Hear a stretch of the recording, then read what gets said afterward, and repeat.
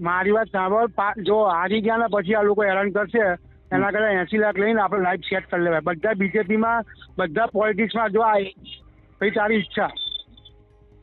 તમારું બરોબર છે, પણ યાર મારું મન નહીં કહેતું એટલે હું નહીં કરું કઈ કોઈ બી સંજોગે હવે. અરે આ ગાંડા લક્ષ્મી ઘરે આવે ને તો મોઢું ધોવા ના જવાય. આ કથિત ઓડિયો એ મહેસાણાનું છે અને મહેસાણાના વોર્ડ નંબર 11ના ઉમેદવારને ખરીદવા માટે એક ફોન જાય છે. ફોનમાં તમે જે ઓડિયો અત્યારે શરૂઆતમાં સાંભળ્યું એ ભાઈ બહુ સરસ વાત કરે છે કે 80 લાખ લઈ લે બકા અને તારી જિંદગી બનાવી લે. બીજા પક્ષમાંથી ભારતીય જનતા પાર્ટીમાંથી કોઈએ ફોન કર્યો છે, એવી રીતના આ ઓડિયો વાયરલ થઈ રહ્યું છે. ઓડિયોની આખી વાતચીત સાંભળીએ તો આપણને ખ્યાલ આવે કે 80 લાખ રૂપિયા એટલે એક કોર્પોરેશનની ચૂંટણી ના લડવા માટે અને ફોર્મ પાછું ખેંચવા માટે 80 લાખ રૂપિયા મળે છે. આ કયા સ્તરની રાજનીતિ અને કયા સ્તર પર આ સ્થાનિક સ્વરાજની ચૂંટણી જઈ રહી છે એ સમજ નથી આવી રહ્યું. આપણે આખો ખેલ જોયો કે જ્યારે છેલ્લો દિવસ હતો ફોર્મ ખેંચવાનો ત્યારે શું થયું. ત્યારે અનેક ઓડિયો ક્લિપ વાયરલ થઈ જેમાં આ જ બધી વાત થઈ રહી હતી કે 20 લાખથી લઈને 25 લાખ રૂપિયા જેટલા જોઈએ એટલા લઈ લો પણ તમે ફોર્મ પાછું ખેંચી લો, આપણે લડવાનું થતું નથી. ભારતીય જનતા પાર્ટીના જે નેતા ફોન કરીને એ ઉમેદવાર સાથે વાત કરી રહ્યા છે, ઉમેદવારને સમજાવી રહ્યા છે કે 80 લાખ લઈ લે, એના પછી તારે ચૂંટણી લડવી હોય તો એમના પૈસાથી ચૂંટણી લડજે, પણ અત્યારે પૈસા લઈને તું તારી જિંદગી બનાવી લે. હવે પૈસા લઈને જિંદગી બનાવવા માટે નેતાઓ ફોર્મ ભરતા હોય એવું પણ લાગી રહ્યું છે, કારણ કે જે રીતના નેતાઓ ફોર્મ પાછા ખેંચ્યા અને એવું કહેતા હતા કે સામાજિક દબાણ છે કે પછી સામાજિક સમસ્યાઓ છે એના કારણે ફોર્મ પાછા ખેંચીએ છીએ. વિપક્ષ તરીકે જે અમુક જગ્યાએ લડ્યા એ ખૂબ સારી રીતના લડ્યા, બાકી વિપક્ષે જે મુદ્દા ઉપર લડવાનું હતું વિપક્ષે મુદ્દા ઉપર નથી લડી. જો વિપક્ષ લડી હોત તો અત્યારે એ મુદ્દો ખૂબ મોટો બની ગયો હોત. ભારતીય જનતા પાર્ટીના અનેક નેતાઓએ અનેક જગ્યાએ સેટિંગ કરવાના પ્રયત્ન કર્યા. કોંગ્રેસના અને આમ આદમી પાર્ટીના ઉમેદવારો પાછા ફોર્મ ખેંચી લે એ બધા જ પ્રયત્ન થયા. એના પછી પણ ભારતીય જનતા પાર્ટી તો હજુ પણ એવું કહી રહી છે કે અમે તો 700 બેઠકો બિનહરીફ થયા. એ 700 બેઠક બિનહરીફ થઈને તમે ભલે મોટી જીત લીધી હોય પણ લોકશાહીનું તો એ ગળું દબાવવા જેવી સ્થિતિ છે, કારણ કે તમે જે બેઠક બિનહરીફ થયા છો ત્યાંના માણસો વોટ નહીં આપી શકે, ત્યાંના માણસનો હક છે એ વોટ આપવાનો, એ તમે નથી આપવા દીધો. એટલે જે રીતના રાજનીતિ થતી હોય, પોતાની મરજીથી ફોર્મ પાછા ખેંચ્યા, પૈસા લઈને સેટિંગ કરીને ફોર્મ પાછા ખેંચ્યા, દબાણ અને ધમકીમાં ફોર્મ પાછા ખેંચ્યા, જેમ પણ ફોર્મ પાછા ખેંચાયા 700 બેઠકો બિનહરીફ થયા પછી એટલી ખબર પડી કે આ ચૂંટણી હવે એક અલગ લેવલ પર, અલગ સ્તર પર જઈ રહી છે. પહેલા એ મહેસાણાનો જે ઓડિયો આવ્યો છે એ સંપૂર્ણ સાંભળો. તો પછી આ લોકો તને જીતવા નહીં દે, એના કરતા 80 લાખ લઈને તારી જિંદગી બનાવી નાખ. મારે કશું લેવાનું નહીં, હું તો તને શાળા માટે ફોન કર્યો, પણ મારે 1 રૂપિયો લેવાનું નહીં તારામાંથી. મારા જિગ્નેશભાઈ, પણ મારે તમને ચોખ્ખું ચાટ તો કીધું કે મારા ગમે તે જેટલું થાય મારે પાછી ખેંચવાનું નહીં છે. મારી વાત સાંભળ, જો હારી ગયા ને પછી આ લોકો હેરાન કરશે એના કરતા 80 લાખ લઈને આપણે લાઈફ સેટ કરી લેવાય. બધા બીજેપીમાં કરવું હોય તો મને કહેજે, હું ગમે તે છેડો વજાડીને તને હું છૂટું કરી દઈશ. કારણ કે 80 લાખ મળતા હોય ને બધા 80 લાખમાં તને 28,000 રૂપિયા વ્યાજ આવે, બરાબર. 28,000માં તારું ઘર બી ચાલે ને બીજો ધંધો બી તું સેટ કરી શકે. અને એવું નથી આપણા હાથમાંથી આ વાત જતી રહી. નેક્સ્ટ ટાઈમ આપણે પાછા પડીશું અંદર, પાછા 5 કરોડ લઈશું. શું લે ગભરાઈ જતું? પહેલી વારમાં 70-80 મળતો લઈને છૂટો થઈ જાય. હું તને સારા માટે કહું છું, મારે કશું લેવાનું નહીં તાજુ. કરોડ આવે ને તોય મારે પાછું નહીં ખેંચવું. એ તો સમજો વાતને જિગ્નેશભાઈ. તો તારી ઈચ્છા. બાકી અત્યારે જો આ ટાઈમ જે છે ને તારો એ તાર રૂપિયા બની જશે તારા. અને પાછળ એવું નથી, પાછળ 5 વર્ષ પછી પાછી બીજી આવવાની જ છે. એમાં આપણે પાછા કૂદીશું. આપણે રૂપિયા હોય ને તો તાકાતથી કૂદે. અત્યારે આપણે રૂપિયા નથી સમજતું. બાકી તારી ઈચ્છા. મારે યાર એક ઈચ્છા. બાકી જો એના 80 લાખ આવે ને, એના 80 લાખ આવે ને કે 70 કે 50 જે બી આપતો હોય તને, એ અત્યારે તું 5 વર્ષ સેવિંગ કર ને, પછી આપણે તાકાતથી લડીએ તો આપણે 10 કરોડ બી માગી શકીએ. મને 2-3 જણાએ આવી સલાહ આપી, તારું નામ મેં કોઈ નહીં આપ્યું. મને કે અત્યારે પૈસા આવતા હોય ને બસ ખેંચી જ લેવાય. બધા રૂપિયા બનાવવા માટે આમાં પડે છે. અને સમજી લે મારી વાત સાંભળ, તું બીજેપીનું જ આમાં શું છે વર્ચસ્વ વધારે છે, કારણ કે હિન્દુત્વ માટે કામ એને કર્યું છે. મારા વોર્ડની અંદર હોબળો મારી વાત, મારા વોર્ડની અંદર અત્યારે હાલ મહેસાણા વોર્ડ નંબર 11 ની અંદર હું અત્યારે હાલ છેલ્લા 3 થી 4 મહિનાથી કામ કરી રહ્યો છું, બરોબર છે ના. આટલું બધું જયારે સમજી લો કે ક્યારે બોલાતું ખબર છે, જયારે તમે જીતના ઉમેદવાર હો ને. એટલે આ ભાઈ મારી વાત સાંભળ, આ ઇમરાન ખેડાવાલા છે ને અમદાવાદમાં, એની સામે પેલો ઉભો હતો ને અમર પેલો છોકરો, ને જોરદાર રેલી કાઢી હતી. ભાઈને હવા હતી કે બીજેપી ની સામે ફાઇટ મારી દઈ, ના નીકળી. અને પેલો છે ને 6 કરોડ આવતો હતો, 6 કરોડ બી ગયા અને સીટ બી ગઈ.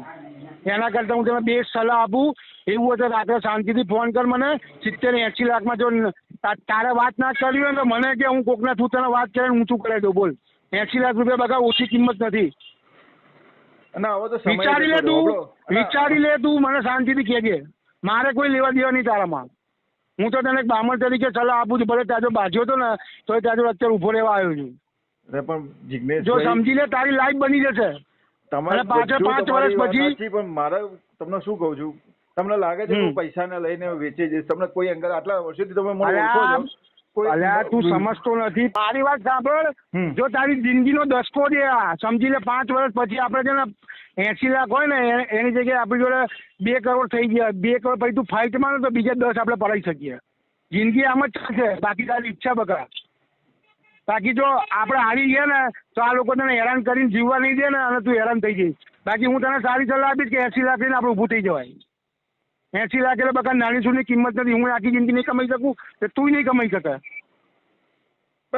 તું શાંતિથી મને વિચારીને ફોન કરું ગાડીમાં. મારા વાતનો હોદલો યાર. મારા આખા મહેસાણાની અંદર કે અત્યાર સુધી કોઈ ઉમેદવારને આટલો ઓફર નહીં મળી યાર.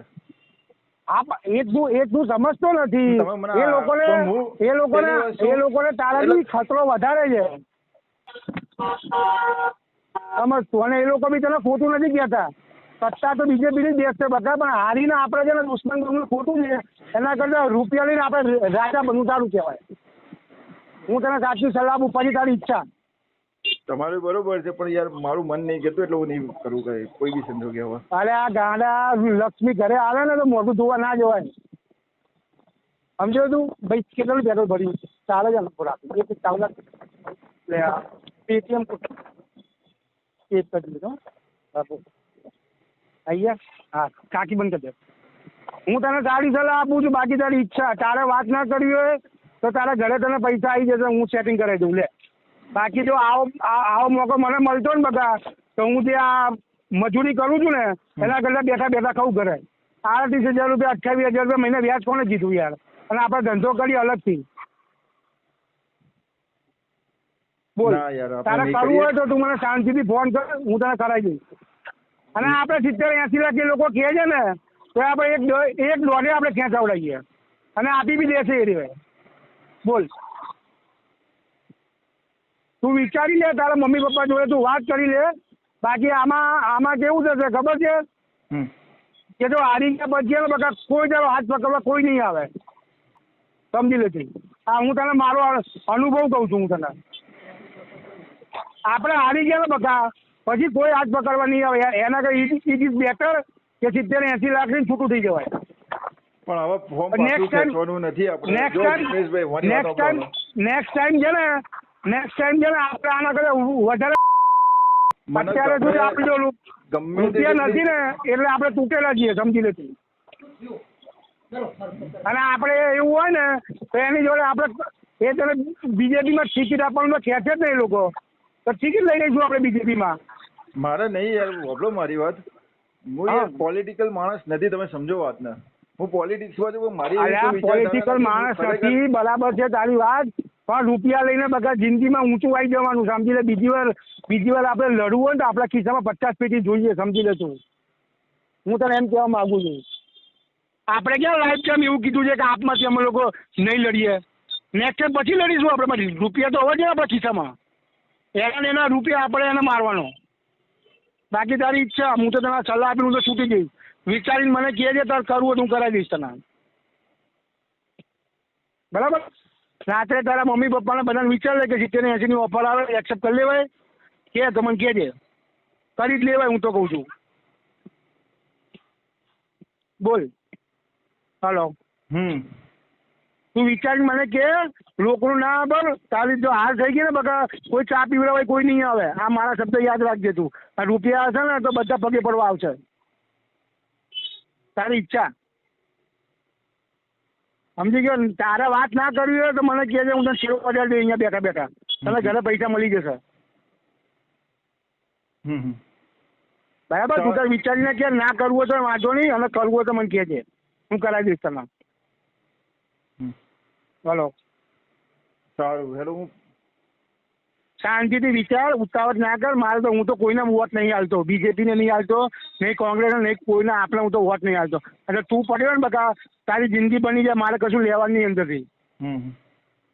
સમજી ગયો તું? આટલી જ વાત થાય આમાં. રૂપિયા લઈને બકા જિંદગી બનાવી લેવાની. આગળ રૂપિયા હશે ને તો જ દુનિયા ચાલશે. અત્યારથી જોવો જોઈ લે. બરાબર? 70-80 નું છે ને, કોઈને ખાલી બેંકમાં વ્યાજ પૂછી લે. 80 લાખ હોય મારી જોડે, કેટલું વ્યાજ આવે કે દર મહિને કહીએ, પૂછી લે જા ખાલી. બરાબર? શાંતિથી વિચારીને મને કહે, અને કોઈ ઉતાવળ ના કરતો. બરાબર? સાંજે કે કાલ ફોન કર મને શાંતિથી.